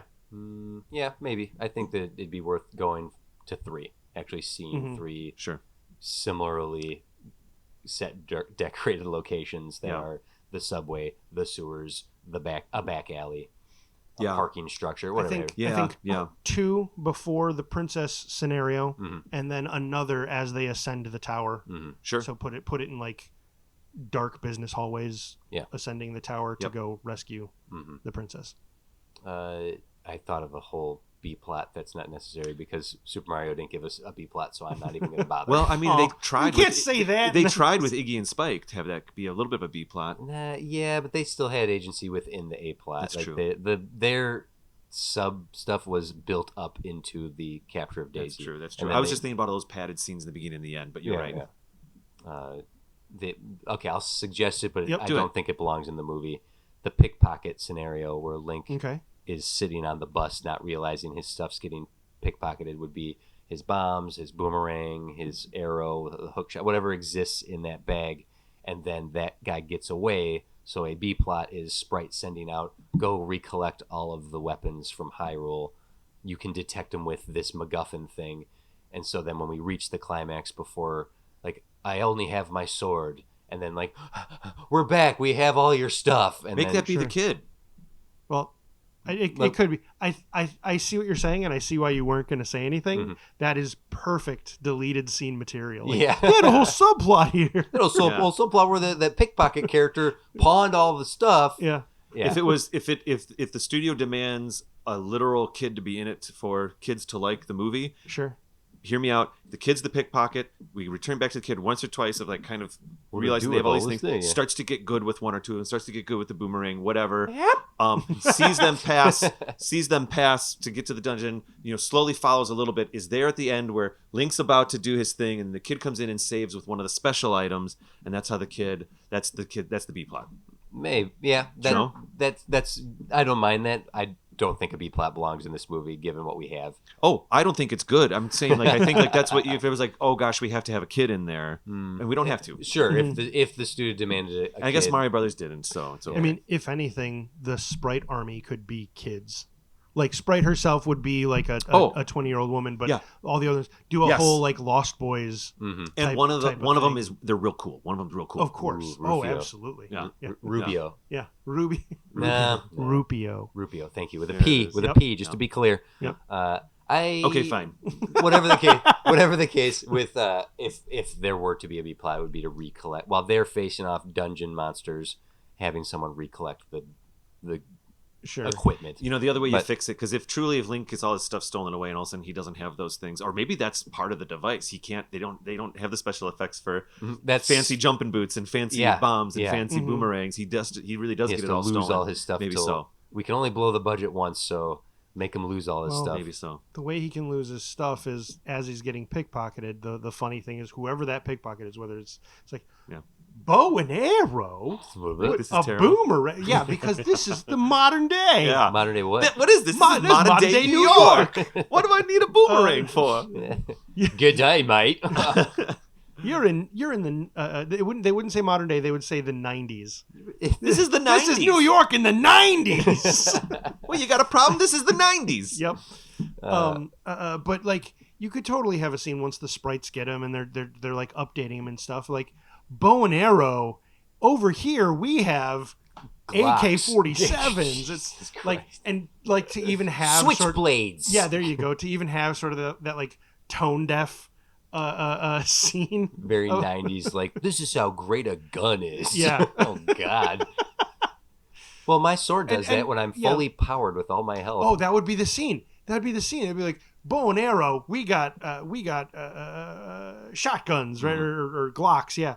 And then he's like, Jesus and then Christ. he sees they shoot some target Mhm. of like a picture of Ganon with a target on him or something. Yep. And Link goes, "Oh, I got one of those," and he does. He pulls out the Master Sword, and they're all super impressed. Yeah, he I just love points No, I love Yeah. Jim's gesture was you held it like a he held rifle. it. Like he had the sword, but he held it like a rifle. And if they wanted to get real clever, what Link does is he kind of looks at them. He like holds it, and looks Oh. at them, and then kind of just Yeah, a quick yeah. little performance Yeah. moment where he Oh, holds it sure, that yeah. way. Like, oh, is that kind of how it actually works? I've been doing this. this. Sure. Oh, it'd be hysterical. No, actually, that's Oh. great because they get to make fun of the bow and arrow. They can show that their guns are superior, and then we get to see that the Master Sword is even superior to that. Right. And to do Yeah. it wrong, in an effort to do it wrong, Mm-hmm. the Master Sword doesn't do that unless he has all of his equipment. Oh, when all the containers are full in the game, he can shoot it like a laser. Maybe. Oh, so he needs to have all of his, like, you see the misinterpretation here? Uh-huh. Like, my Master Sword only shoots when I have my bow and arrow, my bomb, my boomerang, and my whatever. That's not correct, but it's just nearly wrong enough, whatever. Just so that in the finale, when he finally gets all his stuff, it looks like we're adding this B-plot. Well, I mean, here's the thing. I haven't brought it up on purpose, but I was kind of thinking, like, boy, oh boy, we're kind of Chekhoving this robbery thing. If all those cool items get introduced, and we actually are discarding them in the first act, Mhm. like, someone's gonna want that boomerang to come back. Yeah, at the end, Right? so that we can blow the budget And on it the could just final be- battle. It could just be. I mean, I'm not joking. 3 of the sprites being like, "We found all your stuff," Yeah. and throwing them at It him. could be that. It's just that. It could also be the same way it is in the video game. Is for whatever reason we can come up with one. Each of these items is in one of the dungeons that he has to He eventually beats go the into, thing and finds his bombs. He beats Yeah. the thing and finds or the he thing. finds a thing to replace Here it. we go. Like Here it this is just like my boomerang. Yeah, maybe. Maybe this might be too much, but here it is. Pickpocket's going, what the heck do I need a boomerang for? What the heck do I need a bow and arrow for? Or grabs all the stuff and then is like, I don't need this. Throws it in an alley. Mhm. The moblins, Ex Machina run by. They go, oh. They pick them Oh, up, toys. each one. Yeah. They bring them to the dungeons when they get for the bad guys. But honestly, maybe that's too much. But that's something I'm trying. The Sure. alternate here is we don't even like the pickpocket moment can just be a sight gag. The losing all the equipment can be when he's arrested and the cops have all his. It could be. I think we're spending a lot of time on the gear. Yeah, let's move on. Let's drill down. Let's drill down. Because the thing is, yes, as a fan of the game, I loved the bombs and the boomerang. But as a movie, I guess if we were talking about the ocarina, that would be different. It didn't exist But yet. that's not. Oh, no. Well, technically, there is an Yeah, ocarina in in the the Super time- Nintendo game. in the But Link to the Link to the Past. Past, yeah. But it wasn't what it was. Yeah. Okay, Culturally at this one. then let's move. Okay. Let's move to the finale here. Yep, So the let's do it. final fight. I'm in Super Mario Bros. hmm They have a punch 'em up with like Koopa and Mario fight each other. Yeah. Yep. how are we going to have Ganon and Link fight each other? Do we get a sword fight? Of course. Do we get a magic blast versus sword situation? Like, what does this final battle look like? Well, if it looks like it does in the video game, isn't it just Ganon teleporting around the room and Link trying to get to the right place? In both the Nintendo game and the Super Nintendo game, that is exactly what's happening. He just kind of teleports around. Mm-hmm. He is in pig form at that point, and I think there's so here's one other thing. It might be a way to like get it wrong. Aghanim is a secondary bad guy in the Super Nintendo game, and with Aghanim, that was the first time as a game mechanic, I think, in a Zelda game where there was I call it volleyball, but it's really more ping pong, where bad guy shoots energy at you. If you can time your sword right, you hit it back. You tennis it back and forth. But this is a little bit Ocarina of Time, though. Honestly, it's okay. But Ganon in human, who isn't even called Ganondorf yet because we don't even have that in the lore yet, fights a little bit. Maybe Ganon might have a sword. Might just have a sword. I don't know. But okay, maybe shoots some magic. Of course he does. He has his own version of the Master Sword because he used to be This is how we one get it of wrong. the heroes. That's how we get it wrong. Oh, yeah. Ganon has the Master Sword, and that's how Yeah. Link gets it. Because what it's supposed to be is it's very Sword in the Stone in real life. It's like only the chosen hero can pull it out. Is how it works. yeah. Okay. We explored that in Zelda 3000. Like in all the games, that's how it goes. It's clearly just Sword in the Stone. But that's how we can get it wrong. Ganondorf already has the Master Sword too. I have two. I have the Master Sword, Oh. and Link's still running around with his like wood sword or whatever. Right? Oh, okay. The whatever he's got in the game, the white sword or whatever it is. And so Link gets the Master Sword. Okay, how about this? Maybe there is a little bit of ka-chink, ka-chink, ka-chink sword fights. Link gives him a good kick, just classic, normal, like generic fight choreography, nothing too crazy, but enough to serve. Highlander was in '86. We can go that far. I'm kind of referencing a little bit of that kind of thing. Okay, we get our stock fight scene. Link seems to defeat Ganon, kicks him over a thing, does a whatever. I'm not saying defeats him. Gets the Master Sword, and that's when Ganon turns into Pig Ganon, which does happen in Ocarina, but like, and then we get our actual monster fight where Link can zip zap Master Sword and actually fight a big pig. Or is that too much? No, that's not too much. That's not too much. I would like to suggest he has a shield this whole time. Yes, he would. I mean, if we're doing the game thing. So as a piece of equipment he's carrying, it's going to be way more prominent than I ever felt it was in the video game. Yeah. I rarely think of Link with a shield, like but it is, yeah. So he has a shield this whole time.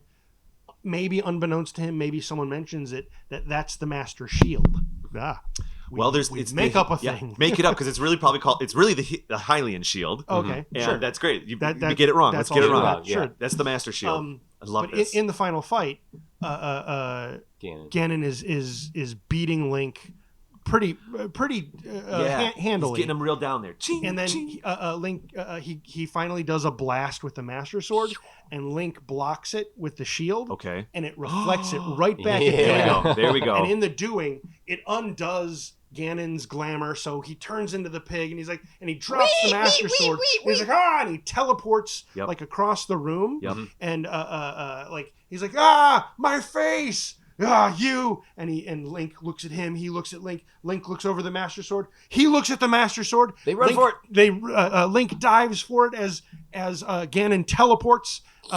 Link grabs it and rolls just as Ganon appears there and tries to get it himself. And now Link is complete with the Master Sword and Hyrulean Shield, and the fight turns. Let's do one cool moment. Okay. Maybe there was a moment of inspiration. Everything you just said, the literal shot of the Master Sword is Link going down, grabbing it. We're a little bit from above. Just as he rolls out, a massive pig foot hoof goes boom and comes down. And and then we cut back to that. Then we don't even have to do a transformation scene. Then you know what I mean. And there is our big puppet pig. Yeah. That's how we introduce that he's already transformed. How do we show that that's Ganon though? He's still wearing the suit. Yeah, maybe same clothes or something. He's I don't still know. wearing his 3-piece suit. He's got the same clothes.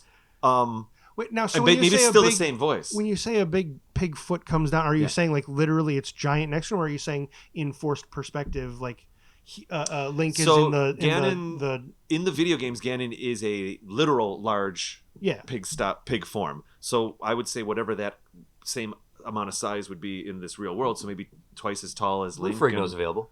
Yeah, I'm just. Is he stomping next to Link? No, I'm sorry. Do you know what? I think I skipped one little part. Okay. In my head, Link. I'm so sorry. We got the sword on the ground. There's the shot. We close up of Link diving for it. Back to the over the sword thing. Link like grabs it and rolls, and just as he's rolling, camera doesn't move. Just as Link rolls out of the way, Pig Hoof goes where he was, where Gotcha. Link was. Yeah, sure. And all we see is forearm down. You know what I mean? And then that's when Link looks up, and then there's the pan up of him like in his weird pig makeup going. Instead of pan up. After the roll, he comes out of the roll and hits the pose because this is the first time he's gotten 100%. We're putting too many cool moments in, but I'm in. We got to get them all in here. He hits the pose of holding the Master Sword up. Yep. And then he looks back, cut to Ganon, and we see him in his full pig form, and he roars. He's super angry. This is what it is. He has very prominent eyes. They're blue eyes or whatever they are in for the real movie, the real actor's eyes. Start on the eyes, pull back with the makeup. Right? That's what it is. Yeah. And now and we're kind of using the actor's voice still, like you thought you could, and maybe as it pulls back, then it goes into the noise or whatever, right? Okay, fine. Yeah. So we literally show no graphical transformation. We just imply save money. No more technology used here. And then it's Link versus an 8-year-old David like jumps through the theater at this point. Yeah. I mean, it was a formidable moment for a lot of the kids who saw the movie when it first came out. And people who've discovered nowadays, they think it's so cheesy. But at the time when we all saw this movie to begin with, it stayed with us. Yeah. Well, I mean, and that is why Elf references Ganon's transformation. I couldn't finish it. I was like, when Santa comes, when I was thinking of everything, when he's stuck in the mall. I couldn't do it. I couldn't do it fast enough. All right. Okay. So I think we've kept it cheap. There's the big battle has to be almost non-existent because it's really expensive. So it's like it's in a boardroom. It's in a room similar basically to the Gideon fight in Scott Pilgrim versus the World, where it's just a nice open space. I guess the point I'm trying to make is a lot of times in these 80s movies, in my opinion, we have a nice cheap sword clashy fight that fills up 5 minutes. We get our big reveal, and that probably lasts 30 seconds sometimes because that's the expensive stuff. Even though emotionally you think like, "Ooh, now we're there. Now it's just begun." But it's like, the worst version. This is not we're in a boardroom. The worst version is Link goes, spins around and hits a rope, and it unleashes water and washes Ganon away. Right? Like it would be that quick and terrible and stupid. Like kill him off fast. Once he's in the makeup. I see it being a little longer. So Ganon was teleporting around, hitting Link with the Master Sword. Now that he has the Master Sword, Ganon's going to be teleporting like he was, but in his pig form now. But this time, Link has him dead to rights at every teleport. Cool. Blink, blast, and Love he just gets him. And then maybe what the final one is he teleports in right behind Link, and Link doesn't blast. Instead, he does a cool move that he saw someone do earlier in the movie where he twirls the sword and like shoves it under his own arm back behind him, getting Ganon in the gut. So we don't see the violence, we just see the surprise on the animatronic's face. And to be honest, in the game you have to basically memorize his patterns and figure out where he's going to show up and start stabbing before he shows up in that area. Perfect. Is how you do it in the first game. So Ganon's defeated. And here's what I think to do this incorrectly and almost problematically is as soon as Ganon is defeated, who's going to run up and kiss Link? Sorry. Well, that's what I was kind of getting really? to. I'm sorry. I do need to change one thing before we get there. I don't think this takes place in the boardroom, unless you were good. No, this is good. I think when they get to the top of the tower, they find out they get ported. The entire top of the tower has become the castle. Oh, they are so in we're Hyrule. Throne room. Yeah, and right, the ritual is being done to destroy Hyrule forever and leave only the Shadow World. I like that. That once they enter the top floor, it's actually crossing into the Shadow 100%. Realm. That was the only thing I wanted to. We get a pan out on one matte painting. Yep. We're good. Yep. When Ganon is defeated, Zelda, who's been, what am I doing here? I'm not who you think I am, is just flooded with all the information. And when the magic clears, she's in the pink dress and all made up to look like Princess Zelda. And then Link can be like, oh, Zelda, are you okay? Like, not only am I okay, I remember it all. And then we can have the unearned kiss. And even if we want to have Link be like, How about a kiss? Oh my gosh, I know. Reference the show. No! Yeah. And also, what I think they got to do. I think what they got to do is like the dress actually isn't pink. It's like a weird purple or something. It's Yeah, just a little sure. off. Yep, it's not yep. quite right. Just slightly wrong, but yeah. Then or it's like blue or something. Yeah. I don't know. having Anyway. Link say, "How about a kiss?" and then they smooch right there because she's okay. She remembers everything. She knows she's supposed to kiss him. She's supposed to. Well, yeah. Well, no, That's because, why I said it's because probably- she, it's 19 she greets him. She Okay. remembers everything, and she greets him as hero. Yeah. Yes, it's true. And at the end of the second Legend of Zelda, the Nintendo one, the second Nintendo, as the literal curtain is coming down, Zelda moves. They go past their faces, and then her sprite moves in, which you can imply it's her kissing Link in the video game. So that was the motivation for the second. That was the reward in the second game. There you go. So they reward the hero. Hello, hero. Zelda, are you okay? I remember everything. How about a kiss? And then music swells. We see the sprites, yay, celebrate. We go back. We pan back, and the shadows are zapped away from the world. And All the sprites do turn into lights or something. at oh that point. god, yeah. Oh. Mhm. But Oh, yeah, oh, we, no. we see random Hyrulean citizens that we Yay! didn't really Didn't see before all celebrating. The last moments before, like they're kissing and we're panning out, we say we go back to the throne room, and Sprite, still in her human form, Interesting. looks directly at the camera and gives a little wink and turns into the Sprite light, and then we cut to black, and then that's the last moment. I hate it. Oh my god. But you know it's right. Yep. You hate it. Feel That's Feel it. That's it. That's it. One takeaway is that I remember I'm almost starting to conflate it with the Zelda show we watched, but there were times where the Mario Brother movie did have orchestrations of the video game music. Is that right? Or Well, did it not? Did No, you I don't point think out it that did. No, I think that was the Zelda cartoon. I think that's a different Yep. podcast. Yep. Did you point out that Alan Silvestri did the music for Yeah. 93's? Okay, Yeah, well, that's what was in the credits anyway. Alan Silvestri is gonna kick some ass on the Mhm. Zelda movie. Mhm.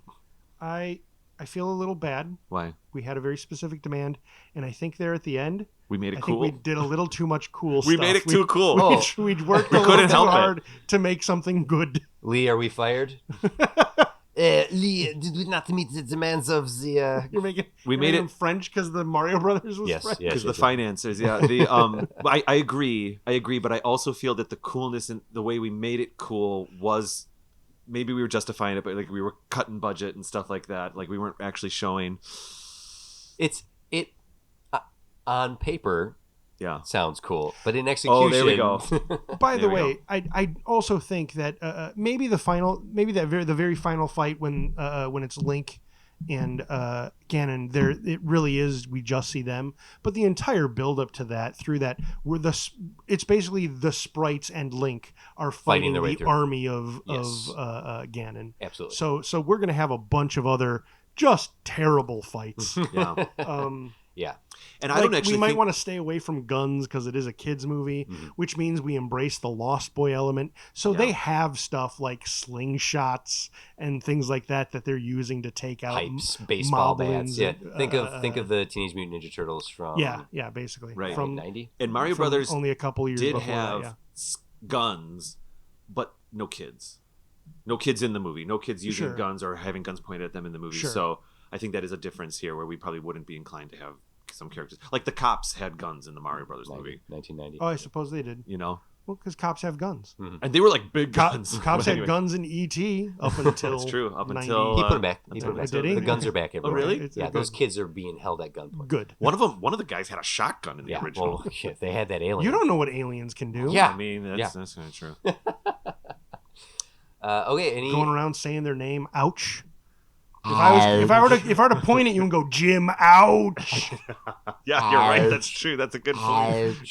Or Me? did he What? say- I'm gonna Or get did hurt he right say there. Elliot ouch? So it'd be my finger would start going. I go, David ouch. Yep. David ouch. bang, bang, bang, bang, bang. Yeah. I'm out of here. Give me the shotgun. Okay, settle down, folks. So 19. Okay, did we do this? Did we do a 1993 Legend of Zelda? And I think it would be that's the name of the movie is Legend of Zelda, not The Legend of Yep, Zelda. yep. Not any subtitle because it's Super Mario Bros. Is the movie title. It should just be Legend of Zelda, right? Yes and no. The original movie is called Super Mario Bros. Because the original video game is exactly titled Super Mario Bros. Okay. So they thought they were lining it up 1-to-1 to the video got game it. title. So then the So this original has to name be of the The game Legend is of Zelda. I think is it's it the The right there Legend in of the Zelda. shirt? Yeah. Okay. Yeah, right behind you. I think it's just called The Legend of Zelda, no subtitle. Very good.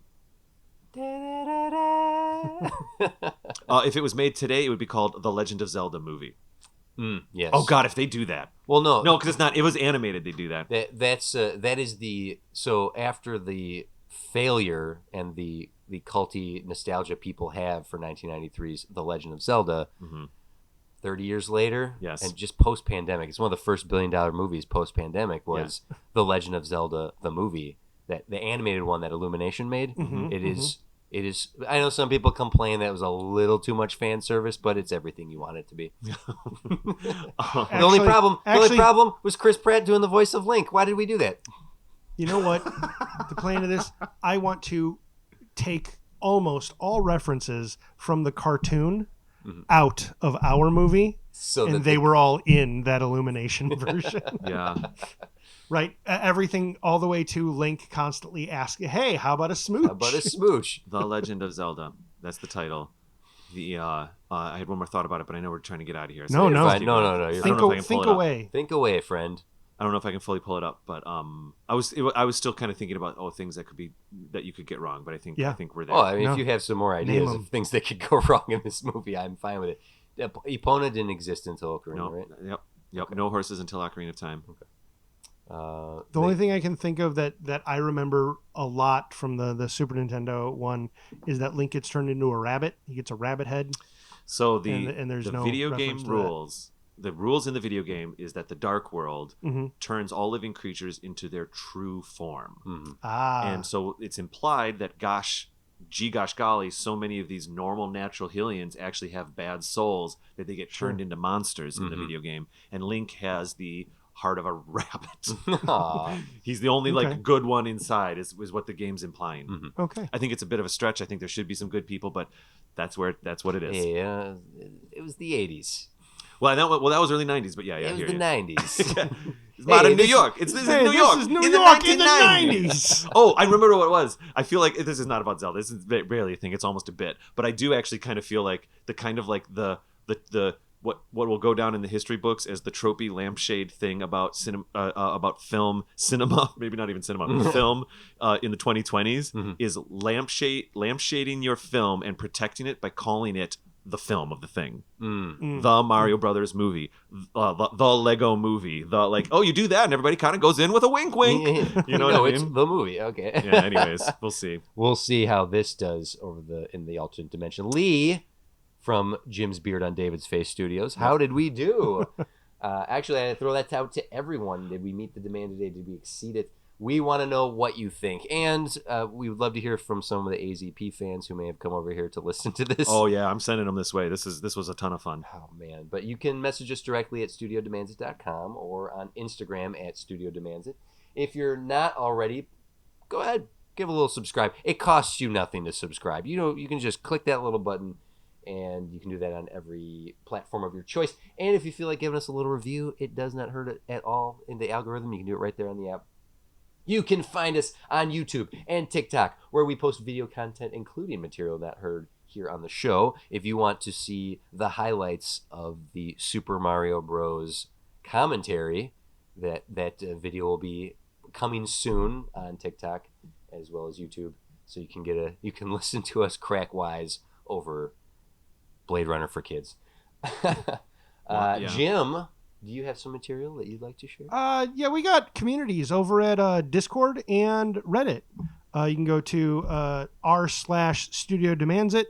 Come join us on Reddit, or go to the website, and at the top there is a Discord link to come join our Discord server. Yeah. Where you can talk to me and make me unlurk and come actually reply to you guys. I got a couple replies I gotta make already. Get on it, Jim. Get on it. And if you want even more of us, why wouldn't you? We have a Patreon for a couple bucks a month. You can get episodes early, as well as extended double-length episodes. The first half hour of this, we discussed some history between us as three friends, as well as some other. What else did we chat about in that? Nothing. My weird relationship with theaters. That's right. Yep, The movie going experience. Mhm. But you can get that over on Patreon, as well as movie commentary tracks, as the aforementioned Super Mario Bros. Commentary track. You can also show some love by just subscribing for free. Another thing, costs you Yeah. nothing. It's free. But David, anything you want to plug as we wrap up here? I'll make it super quick. Of course, my show, Another Zelda Podcast, and I host and produce 2 other shows that I'm very proud of. One called Returning Student, which is a documentary storytelling podcast about my actual return to going back to college as a 40-year-old, 20 years after I went to that same college, and what that experience is like. I'm very proud of it, and it's really exciting. So that's called Returning Student. And then I have this other show that I just started called An Artificial Podcast. This one's cool. It's a weird one. It's a little bit of an experiment. It's me and my co-host, except my co-host is an AI chatbot, and the conversations that ensue from that. We explore a lot of interesting topics, and one thing I just learned one thing I really realized in the most recent episode, I had a little micro epiphany, and I realized, yeah, we're talking about AI, but we're almost kind of just talking about humanity and what it means to even be a human in the first place. And so it's a lot of fun. If you want to, that's a quick show, just 30-minute episodes, but if you want to kind of poke your brain with some ideas about space-time, existence, self, identity, environment, and all those kinds of things, check it out. An Artificial Podcast. All this stuff can be found inside the 6.5 network here, I guess you could say. You can even on studiodemands.com. We got the links down at the bottom. there, AnotherZeldaPodcast.com is the show that I am making the most right now. But there it is. Well, a massive thank you to you, David, and Oh, it was a 6.5 blast. Media for giving us this another incredible season. This is it. From this point on, this is the end of the season. We have reached the end of the season, Jim. Yep. Next episode, we are going to tally up the votes for the finale, which you, listening now, can vote on. So if you head over to Instagram, the Discord, the Reddit, like wherever socially we are, throw in your votes. Throw in your voice. Throw in your voice and your votes, because that's how we do this. You are the studio, and we will meet your demands. Let's green light a movie. Should I list? Do them real quick. Do we want to have any conversation to alter this list, or is this going to be the official list? Jim is thinking. I'm gonna say, let's wait. It's gonna stay the same. Okay, well, here we go, folks. So up for the finale right now that you can vote on will be our pitches, our episodes from this season. All 6 of these are from the season. Captain Marvel 3, Droids: A Star Wars Story, The Real Ghostbusters, Which is a film based on that cartoon with the ape, right? Yeah. Planet of the Apes. Oh, I suppose I should. You know what?